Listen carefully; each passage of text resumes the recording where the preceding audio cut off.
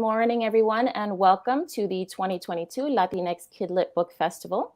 My name is Monica Mancillas, and I will be moderating today's discussion, Pura Amor, the transformative power of words and illustrations. My debut picture book, Mariana and Her Familia, released on October 4th and tells the story of a young girl on her first trip to Mexico to meet her family who learns that there is no language barrier when it comes to love. I'm going to introduce our distinguished panelists in one moment, but first, please make sure you read our anti-harassment policy in the chat box. And of course, don't forget to subscribe to the Latinx Kidlit Book Festival's YouTube channel. And if you're a school, classroom, librarian, or educator joining us, please enter our classroom book set giveaway. You can find the link to the entry form in the chat. Okay, so let me introduce our two wonderful panelists.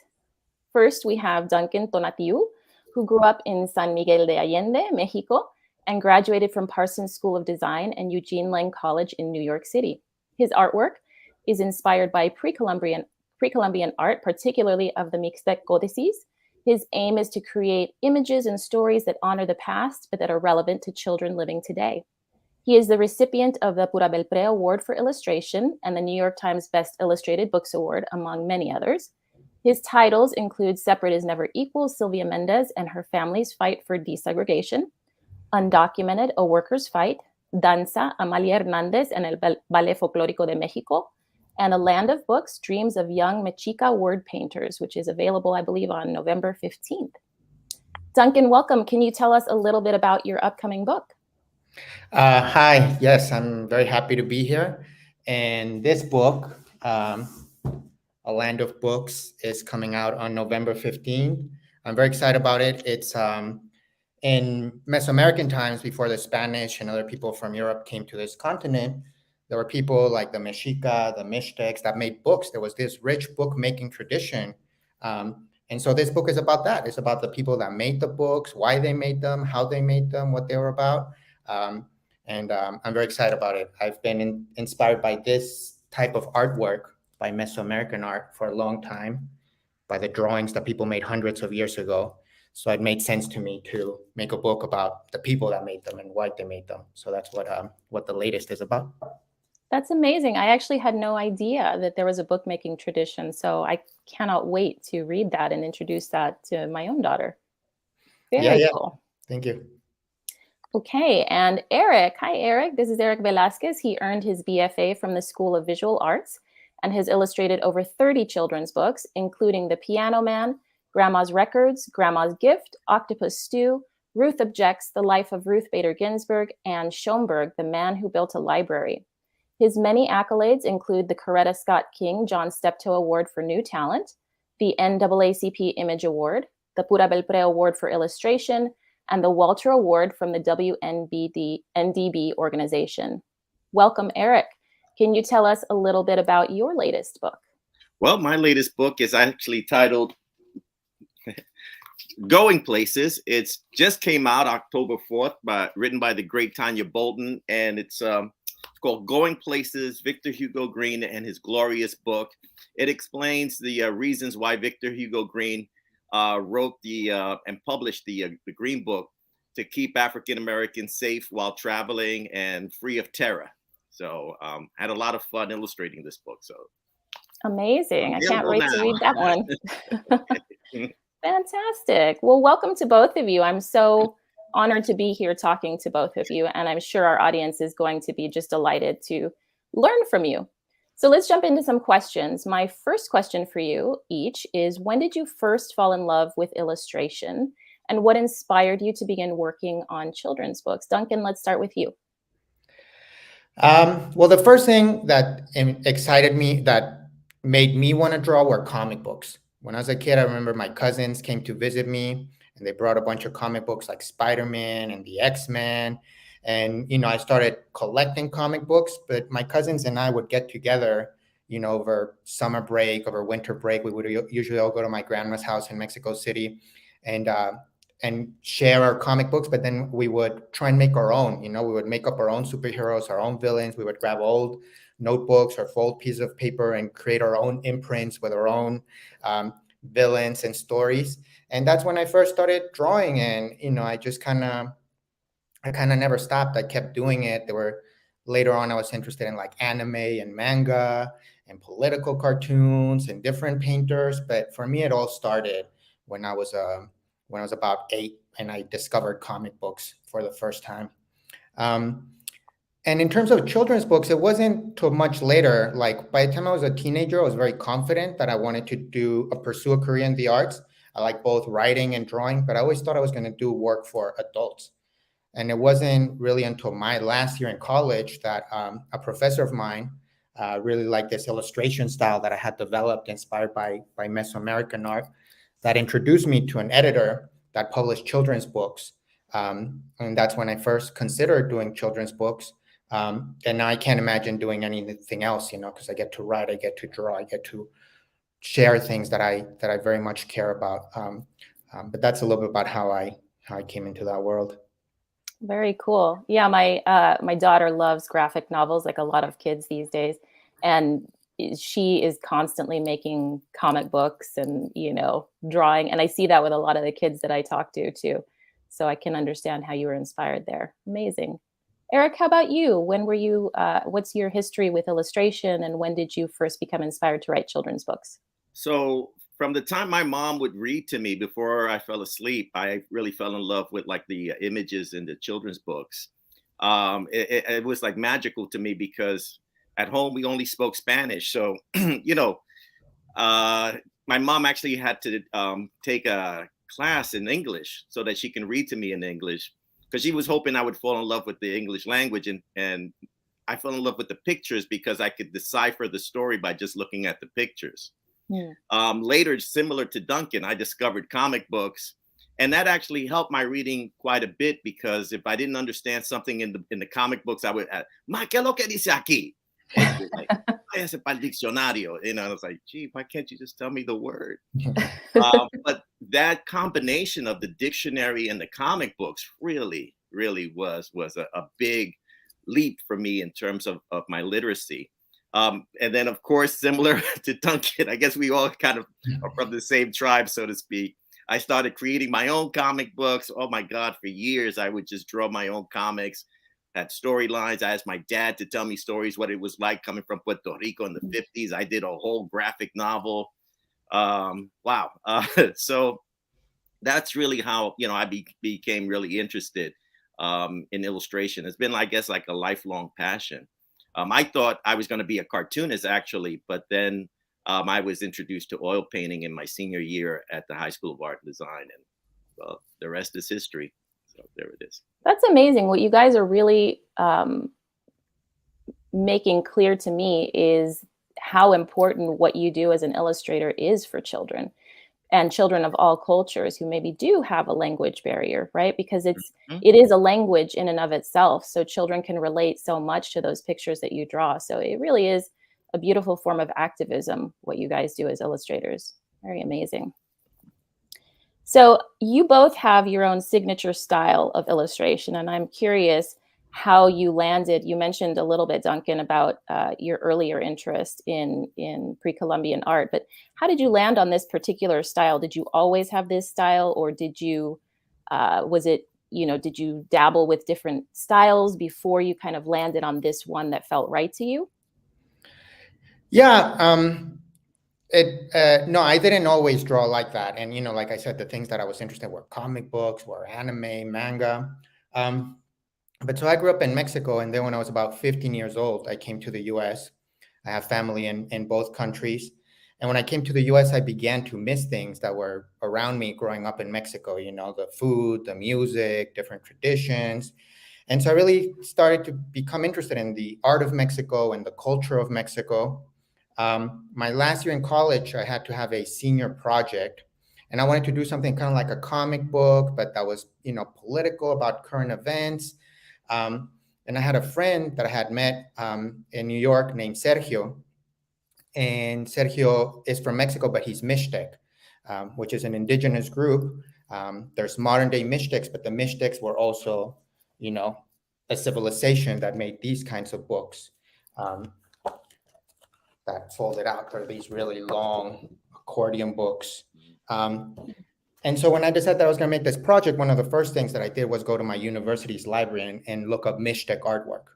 and I found these kinds of images. And I had seen this work growing up as a kid, you know, like I remember one of my textbooks had a picture of the Aztec calendar. I don't know if you've seen it, you know, with the sun in the middle sticking its tongue out like this. But those were not the things that inspired me to draw as a kid. But later on, after I come to the US, after, you know, many years of living in the US, I kind of saw these kinds of drawings in a new light. And I noticed how, you know, people are always drawn in profile, you know, everyone's kind of looking to the side and never straight ahead. The drawings are very stylized, the way they draw hands and feet and ears. And so for my books, I started doing it. Well, for my project at my university, this is actually the one I did. That's when I came up with this style. And I made it full like that, like an accordion. And I drew my character like that in profile, and the way I drew his hands and feet and everything was inspired for these drawings. One thing that I do a little different is that I collage a lot of textures in Photoshop.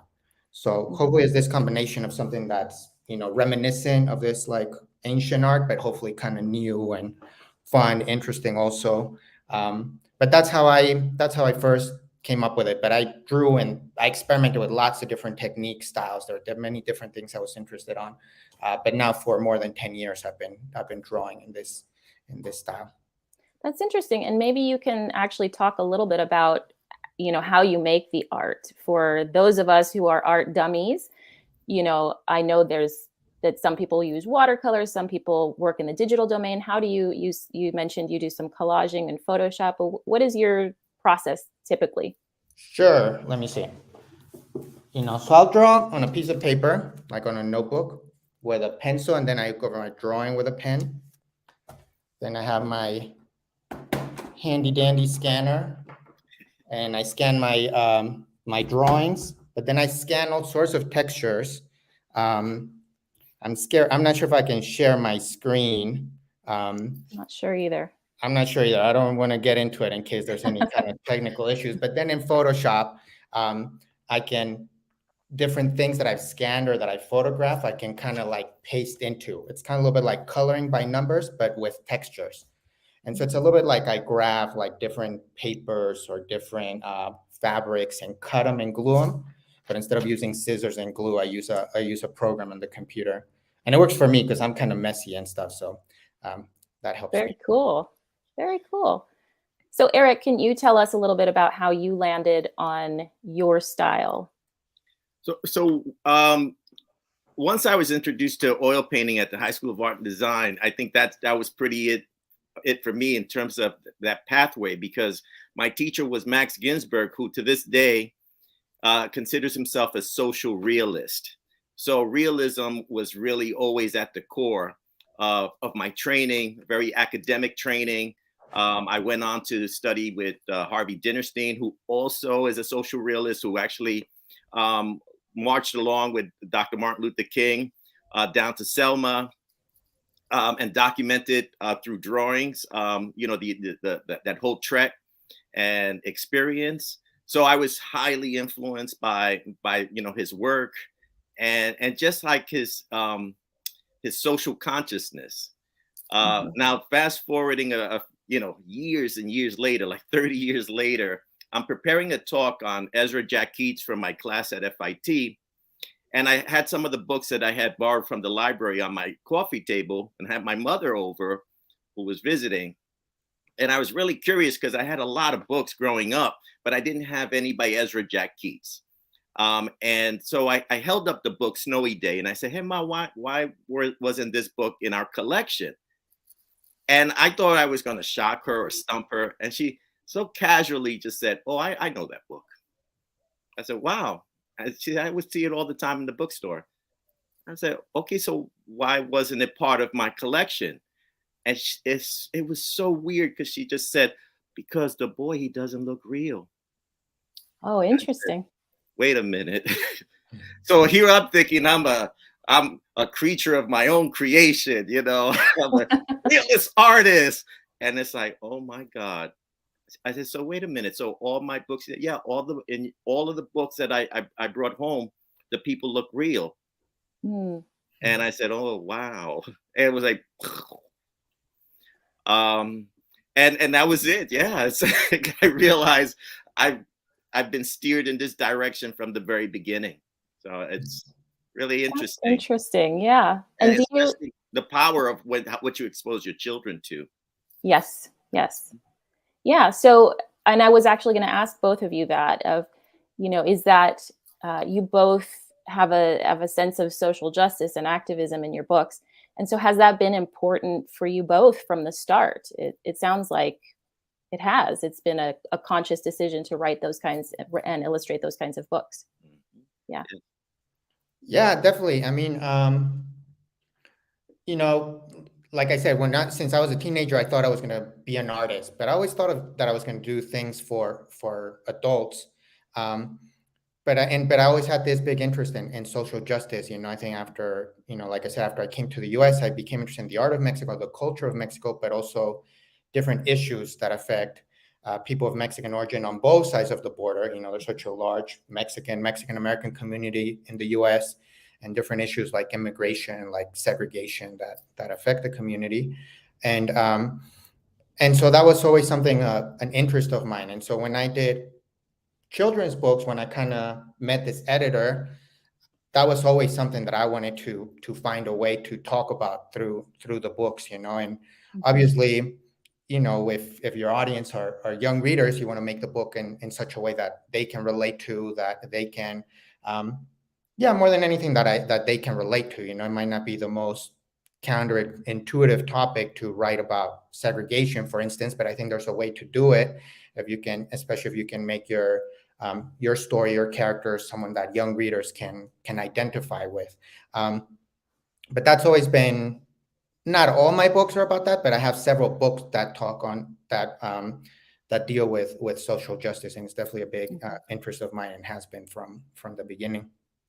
Yeah, it's interesting. Oh, sorry. Go ahead, Eric. I was going to say, but also social justice is at the core of just about all the Marvel storylines, particularly the ones of the 80s and 90s, especially when they introduced the X-Men and they start really getting into all the issues that the mutants are having. And I think that subconsciously that those messages must have embedded themselves into our subconscious, because, I think those of us that came up, with comic books, we had a really strong sense of good and evil, and I think to a certain extent I still do. And now looking at the movies, you kind of see, wow, the message is constantly being driven home. And I think I might be doing it through my work, and I suspect, Duncan, the same might be for you. So yeah, it's interesting. I know I had not thought about it that much, but yeah, it's what we read, what we see has such an impact. I have young readers, and young kids, and one thing that you were mentioning about being read to, and one like positive comment about my kids is that they have such good vocabulary. But it's because we read every night, and just that, like, if there's parents out there, I really encourage you to read to your kids, because it's such a powerful, that can really, help them out, can help them be bilingual. But yeah, the things that we read, that we consume, really have an impact on what we do later on, for sure. Yeah, absolutely. I mean, my daughter's the same way. She's 9, and she's got a huge vocabulary for a 9-year-old, and she always has. And I think it's because I started reading to her out of the womb.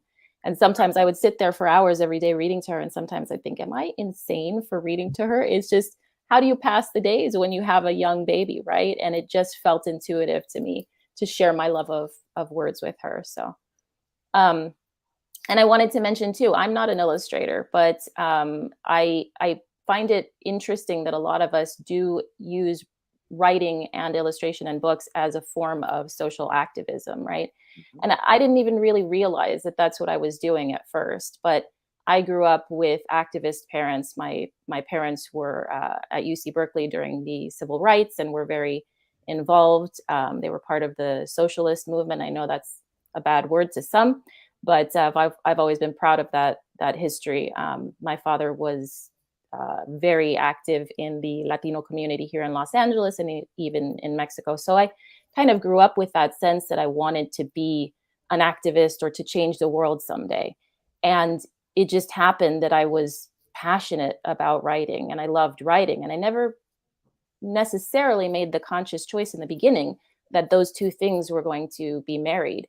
But once you start writing, especially once you start writing particularly for children, I think it just becomes more and more important to you that you are helping them to see the world through a certain lens, and to see themselves reflected in the books, to see how they can be change makers someday. So it really is kind of an interesting form of activism. And I wanted to ask you guys also how you, since you both have written and illustrated biographies, what kind of research do you typically do when you're working on books about historical figures? Even if you're just, I don't know if there's a difference between when you're writing them and when you're illustrating them.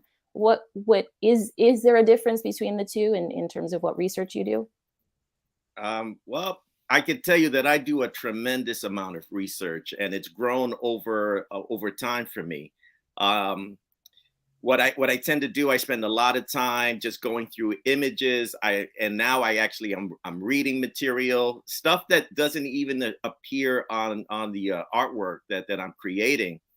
In the book that I just completed, which is a book on Paul Robeson, I not only watched his films and listened to his music, but I also started listening to the music that he would listen to, and wanted to see the films that he had been watching, to just really immerse myself in that period.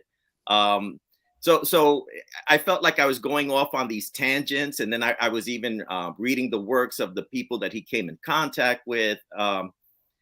But what it did was, when I would sit down at the easel to paint, I felt like I really, really understood this man on a deeper level than just like the surface and the textures that I was creating, that it was a little bit more. So I was really happy with the results. So I think I've just kind of gone down this rabbit hole that I think I'm not coming back from. I love that. So it's kind of like method acting, right? Just immersing yourself in the world. Yeah, and I love it, and I love it, and it's been the same even for the stuff that I've written, where it just kind of goes I go down a rabbit hole, and then I'm asking family members things, and it's stuff that might not even make it onto the page, that I'm creating, but it kind of feeds the soul. So even not just reading material, but questioning and interviewing people, it's just fascinating to me. I love that. We have some questions in the chat, but before we get to those, Duncan, I want to hear from you. Yeah, well, I mean, if I write a nonfiction book, obviously there's a lot of research and trying to find different articles and books that talk about the subject. For example, with this latest one, I read tons of things, watched documentaries, different articles, but then the challenge is kind of sort of distilling it. When I first do a manuscript, in this case, like, it's very broad, very kind of encyclopedic. And then it's kind of more about the process of like narrowing it down and kind of hopefully finding sort of its essence, and being able to present it in an interesting way. So I agree totally with what Eric said, of like, there's so many things that don't make it to the page. There's so many drawings that end up being cut, so many drafts of a manuscript that kind of need to be narrowed down, even for a fiction project. Even if it's something, just a story that's coming out of my imagination, there's like, even though my drawings are not realistic, I still try and look at art from the time period, at fashion from that time period, at technology from the time period, to try and hopefully do a good job, even though my style is not realistic, of representing it in a accurate way, so to speak. But yeah, it's a process of kind of distilling for me. That's interesting. I hadn't considered that before, that because it's the challenge as a picture book writer is, of course, you have thousands of words you want to say on this particular topic, or if you're writing a story, you have so much you want to pour into, and they say you have to kill your darlings, right? Because getting it down to 500 words that still makes the story powerful and that captures what it is that you want to say, that's hard. So I can't imagine having to then take all of that and distill it into one image or one scene. So yeah, I can relate. That's interesting. Okay, why don't we take a few questions from the chat? Okay, so Stephanie wants to know, what was the first book you made and how old were you? Duncan, let's start with you. Well, in my case, the first one I did was this one, published one, Dear Primo, a letter to my cousin. And, to make a book usually takes me between at least 6 months, usually closer to a year. And so this book came out in 2010, but I started working on it in 2008. And so I was maybe 24, 25, something like that, when I first started working on my first book. And I make about a book a year I've made. I think this is my 14th book that's coming out. Is that all? You guys. How about you, Eric? So 35 books ago, my first book was The Piano Man, which was the one that you mentioned in my intro, that won the Coretta Scott King. That was back in 2000. I have no idea how old I was back then. I was also, I was 24. Yes. You must have been 7, right? Yeah, there you go.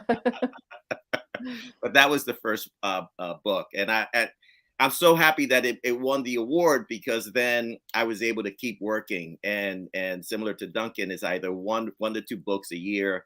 And, it's been a wonderful ride so far. All right, I'm going to blow everyone's mind here, because I'm kind of the new kid on the block, but I'm also no spring chicken. So my first book just came out. You and I were Pub Day siblings. Mine came out on October 4th. And I am, I know a woman's not supposed to admit her age, but I'm 45. So that's for all the people in the audience who may be watching right now thinking that there is an age limit on your dreams. There absolutely is not. You can start at any time. I had a whole different career before I started writing books for children. And you just have to be insatiable and follow that passion. Absolutely. Congratulations to you. Oh, thank you. I can't wait till I catch up to the two of you. Eric, are those all your books back there? There a lot of them are, but a lot of them are the ones that I'm a big fan of. So these are all my friends here behind me. Nice. Do we have any more questions? Okay, Alyssa wants to know, Alyssa is from Anthony. I see Alyssa's the teacher, a 7th grader in Chelsea, Massachusetts. What other books have you made that you're proud of? Every single one of them I'm proud of for different reasons, but absolutely. Octopus Stew, Looking for Bongo, Going Places. I'm proud of all the books, and I'm really happy that they're finding an audience. So yeah, all of them. Yeah, they're all your babies, right? It's just yeah. How about you, Duncan? Do you have one that you're particularly proud of?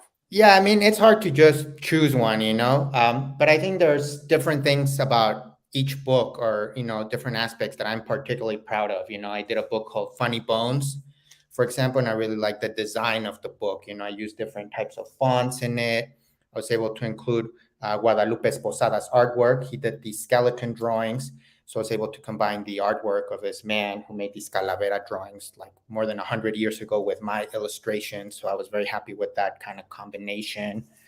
For example, this book Esquivel, I didn't write, but one of the fun things about illustrating for other people is that maybe they do things differently than you do in your writing. So in this book, Susan Wood uses a lot of sounds. So I had fun trying to illustrate sounds. How would these sounds like zown and zine and blop bleep bloop would look like if they were visual, So that's something that I enjoyed about doing this one. My first one is my favorite to read out loud, Dear Primo. So for each book, there's something that I could say specific, that I'm particularly happy about. Yeah, that's awesome. And do you feel like you have progressed as author and illustrator with each book? Do you look back at your first book and go, oh, I would have done that differently if I did it now, or no? I think there's always little things that maybe I think oh, I could have made that a little bit more clear, or maybe this paragraph, I should have put it here. There's always things, it's kind of always a work in progress of things that could have been better. And not that like my later books are better, but I think you develop more tools, like something that like this, coming up with this, like sounding out the words, drawing them out. That's something that now I have in my tool belt that may come in handy in a future project, So the things that you learn in each book can then help you to resolve different illustration challenges, different design challenges in other books. How about you, Eric? Have you seen an evolution in your work? Absolutely. And that's why I can't think back and say I would have done that differently, because the way I see it is I needed to be at that stage in order to bring me to the stage I'm at now. And then the idea that not all moves are, in a forward direction. Maybe you're going lateral, you're going to the side. And that's okay too, because you're evolving. Sometimes you're taking a step back, but it's all part of the process and the journey, and you really have to embrace it. I really am one never to sort of look back and say, oh, I would have done this differently. This moving forward really is like the way to go. Pa'lante, amor elefante. I love it. All right, let's take maybe one more question from the chat. Stephanie, what was the first book in your collection as a kid? Oh, this is from Donnie, a fourth grader in Stephanie's class. Eric, what was the first book in your collection as a kid? Do you remember? We had so many. I can't tell you which one was the first. I remember the Lollipop Party, because which was by Brendan Turkle, because it was the first book that featured a child of color. And I was like, oh my God, this is me. And the boy spoke Spanish, and it blew my mind. It really did. So that's like the real first book that I really gravitated towards and really claimed as my own. And I would ask my mom, can you read this one again? That's the one that was the game changer for me. That's amazing, because I feel like I didn't have any books in my collection that featured other kids of color. And so I feel like there was really a dearth. And they were harder to come by back when we were kids. Yeah. But I think that's one of the beautiful things now when I read to kids is seeing their faces light up. And, I ask for questions and one of them will raise their hand and say, I speak Spanish too. Or the other day, somebody said, are you Hispanic? And I said, yeah, I'm Latina. And I am too, and just the excitement of that shared experience that really was missing from my childhood. So again, it's a form of activism, what we're doing, right? Absolutely. Duncan, do you remember your first? No, I remember when I really got into reading, when I discovered reading for the fun of it, for me was what these books called Choose Your Own Adventure. Yeah, I had those. And for a while in my house, we didn't have a TV, it's before like everyone had a smartphone and the internet and stuff. So I had just moved to San Miguel from Mexico City. So I didn't know a lot of kids in my school, in my neighborhood. And so I would borrow a lot of books from my school library, and they had those Choose Your Own Adventure books. And so I'd borrow one and read it, and a few days later, take it back, borrow another one. And so that, maybe it wasn't my first book, but it were definitely the books that first got me hooked on reading and on reading for pleasure, for fun, that it was something joyful to do. We share that actually in common, because my parents didn't buy books for me when I was a kid. I remember having one called Tubby the Turtle, I think. That's the only one I remember. And Ronya the Robber's Daughter and Bridge to Terabithia. Those are the three I remember. But I used to go to the library, the school library, and check out books. And it was the Choose Your Own Adventure books that I would bring home, and I could not stop reading. They were fantastic.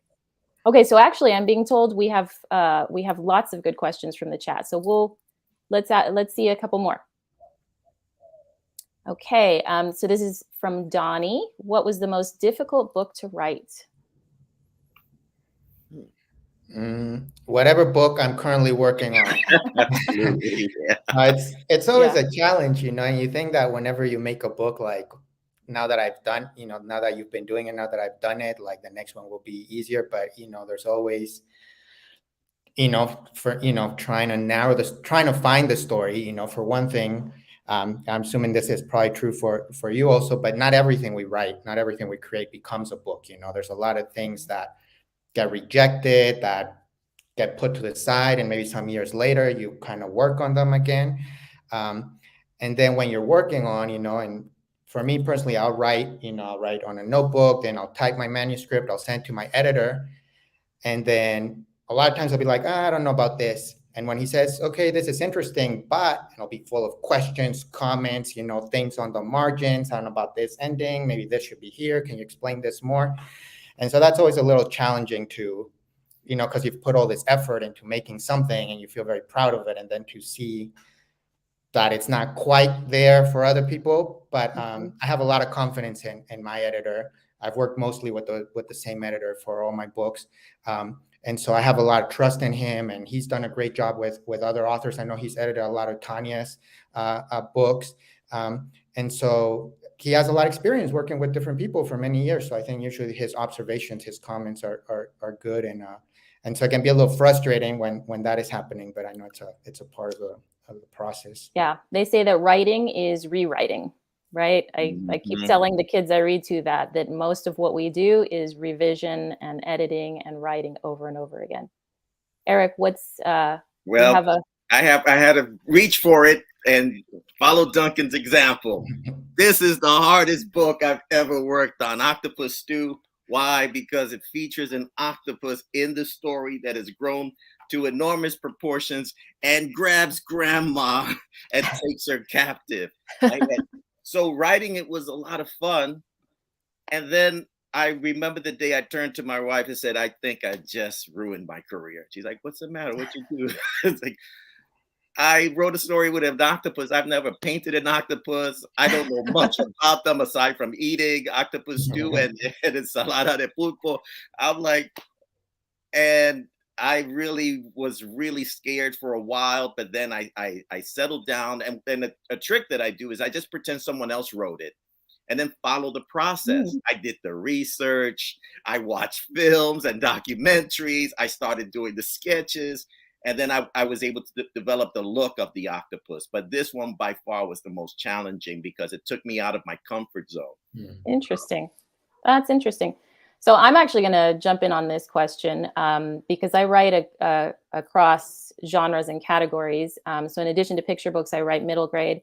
I have a nonfiction middle grade book coming out in 2024 and also an unannounced fiction middle grade coming out. So for me, every book, like you said, every book that you're currently working on is the most difficult. But I like to challenge myself with trying something I've never done before. So I feel like not one kind of book is harder than the next, but they're all hard in a different way, right? Because picture books, again, distilling your story down into, picking just the right words, just the right emotions and sentiments for that 32 page book.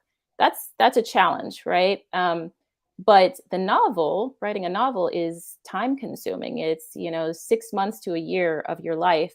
And then, like you said, I'm in the thick of developmental edits right now. And what I thought was going to be a revision is turning into a rewrite, basically. So it's like writing that novel all over again, and every single day coming to the plate with an equal mix of enthusiasm and total terror that you're just ruining this book the more that you revise it.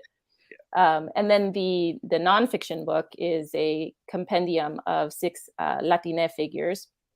And the challenge in that was 60. The challenge in that was spending a lot of time researching and then writing in a voice that I hadn't written before, which is, because I'm very lyrical in my writing. So having to write nonfiction, but not be super poetic with it was very challenging for me. Or writing lyrically and then seeing my editor, trim it down and take away some of the lyricism that I am attached to. That's always a tricky process. And with nonfiction, and I'm sure you guys relate to this, to me, it was, there was this fear that I wouldn't get it right, that I'm telling these people's stories and how do I get to the heart of who they are? It's not just about getting the facts correct, but what was the message from their lives that I want to convey accurately and in a way that honors them. So there's a unique challenge, I think, to every different type of writing as well as every book. We have any more questions from the chat? Okay, Emily Hall is an 8th grade, or Sarid Padilla Erasto is an 8th grader in Chelsea, and she wants to know, were you scared of what people were going to think of your books? Interesting. It's that's an interesting question. Yeah. Never. And it almost denotes the notion of like something that would induce like a low self-esteem. No, I quite the opposite. I'm excited to share my work with the world, and not necessarily scared, but just anxious to find out what they think of it, even if they don't like it. That's still valid, but fear really doesn't. I think I love what I do too much to be that fearful, and I say what I said because I see that among some of my students, at the college level, that fear and that holding back of telling, their story. I teach a book illustration class, so they write their own stories, and some of them they call me aside and say, I have this idea I want to do, but I'm a little afraid and everything. And so I think fear kind of stops the creative process. It and there's a way of using it to push it forward, but not like this. So no, quite the opposite. Interesting. Duncan, how about you? No, I mean, I think there's always, like you said, you want to do a good job, and especially like with nonfiction projects, make sure that it's accurate and respectful. But I do think, it is an interesting time, to, like, for example, I did this book, Separate is Never Equal, and it's my most famous book. It came out in 2014. It's always received a very positive reviews, and it's used in a lot of schools. It won some awards. But lately, they've been trying to ban it in some places. So maybe that's a little bit of where the question comes from, because I think, sadly, we're in a very politically divided environment, and books have become very controversial, and books that there's nothing really controversial about, and I don't know, I could say a lot on the subject, but I think it's always you want people to respond well to your book. I'm very open to criticism. I know that there's things I could do better in a book. I don't consider myself the ultimate know-it-all of segregation or whatnot, You try and learn as much as you can with a book, do it the best that you can. I'm always open to criticism, but I'm really against this idea of banning books. I think it's okay to disagree with a topic. I think it's okay to criticize a book, but I think to just say people can't read this and no one shouldn't be able to read this because I don't agree with something with it. I don't think that's right. I think so maybe that's a little bit of where that question comes from. And I do think there's maybe among writers a little bit more hesitation with that things have become so kind of tense, and I think it's really sad. It's a real disservice because, as we were mentioning here, it's so important to see yourself reflected in books and to learn about other types of people from other cultures and religions and races through books. And if there's already so few books of the books that publish that do that, and if those books are even kind of attacked and challenged, it makes that even more difficult. So I do think that it's a sad time, to be honest, and hopefully this is something temporarily, and because I think there's been a lot of progress in these last years of having more diversity in children's books. Definitely. And I think whenever you do make progress, especially when it comes to issues of social justice, you're always going to get pushback, right? I know we have a lot of questions, so I'm going to keep this short, but I think it's a really important question. So I also want to weigh in with one other perspective, which is that where I have felt, some anxiety is coming into publishing is the idea that as a Latina author, there's a lot of, there's a big kind of burden placed on your shoulders to represent all Latina people, right? And that's impossible. And so there's been the concern that will I at some point be criticized for not being the right kind of Latina or for not writing everybody's perspective, right? But you can't let that, as Eric said, you can have those anxieties and fear. And I think as an artist, you're always very vulnerable in putting out your work. But you can't let that fear stop you, right? It's so important to push past those fears and go after what it is that you think is important. And your perspective is just as valid as anyone else's. Yeah, and so just to add to that a little bit, I think there's, Latinx are not a monolithic group. There's so many different kinds of experiences that you can't represent everyone accurately. But the more books that are out there, the more you can get into all the, it's very different to be Afro-Latin than it is to, have family in Mexico than it is to have family in South America in different places, So, but the more books we have, the more we can kind of get at that richness and that variety. Yeah, absolutely. And that's why I wrote the compendium, because I wanted children to see that we aren't a monolith, that we have so many different ethnic backgrounds, racial backgrounds, religious backgrounds, that skin colors, all of it. We're very, very, there's a huge variety, and we come from a bunch of different countries and a bunch of different experiences. So let's take a video question.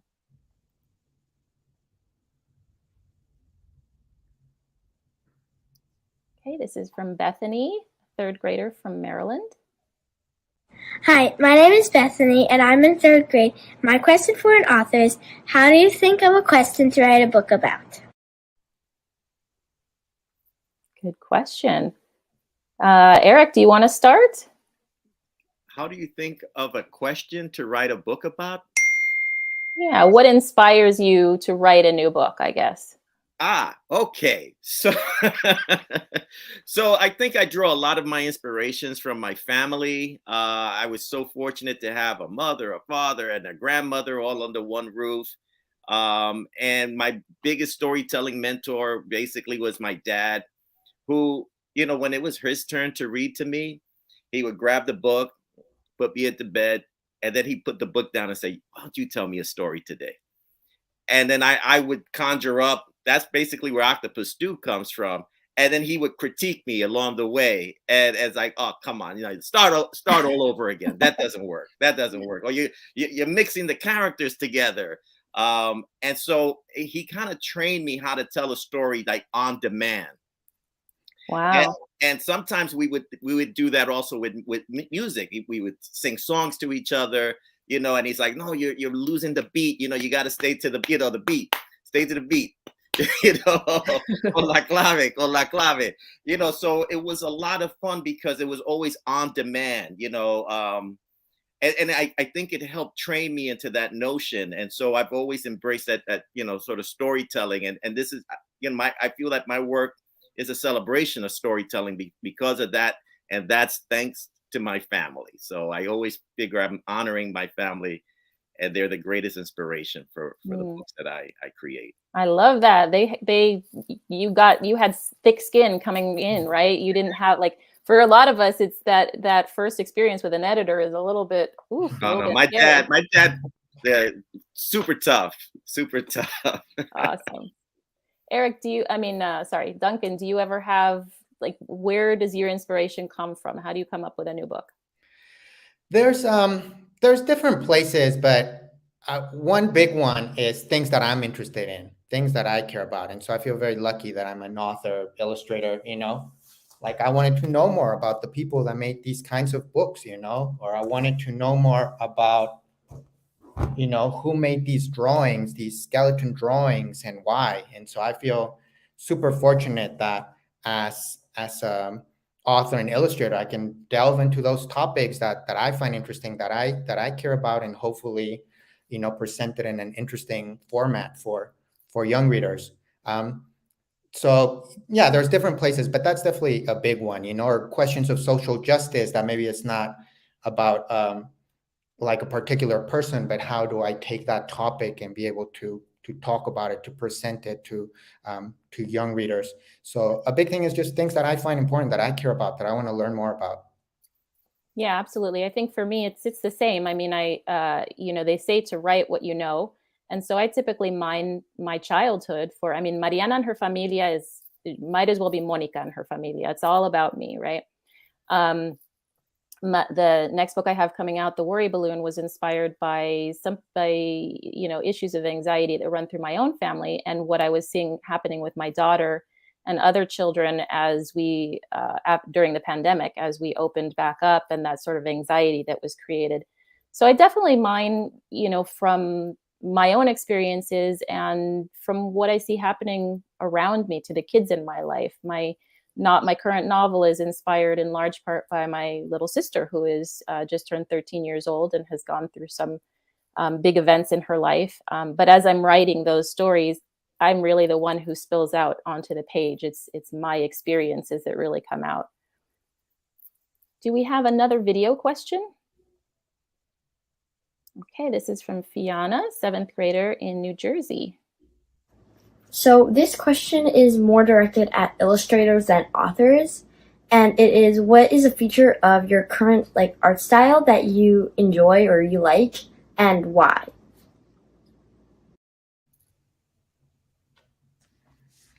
Eric, do you want to start?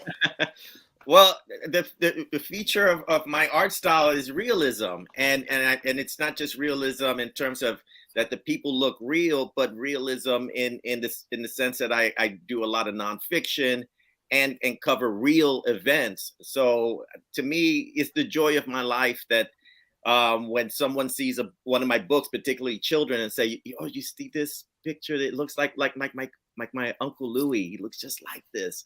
And to me, that's it. That's the ultimate, that the kid is really, even they're seeing themselves, they're seeing their own families in the stories. So that's basically it. That's the feature is realism. Beautiful. Love it. How about you, Duncan? I mean, I was trying to think. I do think there's a progression in my books, and that I've tried to be much more aware of the book as a whole. When I first did my books, I didn't know about things like end papers, or case covers. Like a book is something very physical and has different parts, and some parts of them I wasn't as aware of. The end papers are the papers that go here, that get pasted to the cover of the book. So all the kind of different parts of the book I'm much more aware of. And I've been trying to think more of how different illustrations in a page, not that it just looks good on that page, but that it connects to the other pages. So for example, in this book that I did here, the brother and sister, they're dreaming, right? About books about the gods. And then it kind of zooms in, and it's like books that are legends of their people's history, of the Mexica history. And then we zoom even more, and then here the sisters dreaming of books that are about the different governors and the alliances they've created. And then we kind of move over to the brother, and it's books that are calendars, almanacs that wise elders interpret. And then we kind of zoom out, and it's the brother and books that are about plants and different animals, the movements of the stars. But what I wanted to show here that hopefully is interesting is how the different pages connect with one another. You're kind of like zooming in and then kind of pulling out. So that's something that I've tried to be much more aware in later books, not just how a page works, but how it works with the other pages. Love that. I think we have one more video question. This is from John David, 7th grade in Bangkok, Thailand. Love that. Hello, my name is John David, and I'm from Bangkok, Thailand. This is my question. Were the characters in your stories inspired by real-life people? Yes. Okay. Yep. Simple answer, yes. Absolutely. Yeah, definitely. I mean, in my case, absolutely. The 4 books that I've written and illustrated are all based either on my grandmother and my parents. So, the rest are the historical nonfiction books. So, yes. Same. Mine are all inspired by real people. And even the stuff that other other characters, I'm injecting characteristics of the people, not just my parents, but the people that I care about are all on those pages. They're the models for some of the images, so they're always present. How about you, Duncan? Did you want to add anything to that? I mean, some are, that some are definitely on real people, and some aren't. I guess my books haven't been as autobiographical as of now. We'll see how that kind of plays out in the future. But yeah, I mean, definitely my culture has a big influence. If not my life in particular, definitely kind of my culture is a huge part of my books. Mm-hmm. Let's take, we're running short on time, so let's take 2 more questions from the chat. Okay, this is from Jess. How long did it take to think of a title for your book? Okay. That's the hardest part of the book. That's hard. Sometimes I'll have a title and then the editor will say that's not going to work. Like even Octopus Stew was The Amazing Ramsey Saves the Day. And my editor, Grace, said, no, that's not. She said, how about Octopus Stew? And I'm like, Octopus Stew? She goes, yeah, because stew is like a metaphor for trouble. I'm like, I love it. So sometimes we have help. Let's put it like that. Oh, yeah. I've learned not to marry myself to any title because every title I've ever had has been changed during the editorial process. And sometimes marketing comes in at the last minute and says, can we maybe think about changing this a little? Yeah, titles are usually the last thing I write. I have a working title, but I know that it's just something to call the book. But oftentimes it's one of the last things that because you wanted to capture kind of the essence of the book, and sometimes you have to kind of figure out the book to figure out what a good title that captures that is. Yes. And I've tried to write books from titles like, I have this amazing idea from this title sounds amazing. And it's never worked out. You need a little bit more meat than just a good title, I think. Okay, let's take a couple more quick questions. Emily Hall, from George Lopez in Chelsea, Massachusetts. What was your funniest moment you've had while making a book?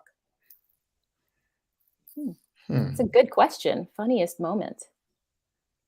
I wish I were funnier. That's one thing. My books are pretty serious, so hopefully that's something that I'll get better at. I enjoy reading funny books. I think it's an amazing talent, and hopefully something that I'll get better at. Right. To be the only funny thing is the anxiety that I go through when I'm trying to meet my deadline. Oh, yeah. That's about it, and then the relief of when it's all done and delivered. But yeah, it's pretty intense. It's a pretty intense process, especially as you approach your deadlines. Yeah. I'd have to agree with that. I mean, I don't want to make it sound like it's like a dread. Like I can't imagine doing anything else. Right. And it's such a rewarding job for sure. And especially for me, when you make the book, but also when you see students using it in their classroom, that for me is the most exciting thing, to see projects they do, illustrations they do related to the books. I think that's extremely invigorating. Yeah, it is an important point to make that we're all talking about how hard it is, but it's the kind of hard that it's like, think of something that you really love doing. You love playing soccer, you love riding your bike, whatever it is. It's hard work to get good at those things, but there's nothing you want to do other than that, right? Okay, let's take one more question because we're down to our last minute. Okay, from Sarit again. Did you ever imagine you were going to be where you are today? Ooh.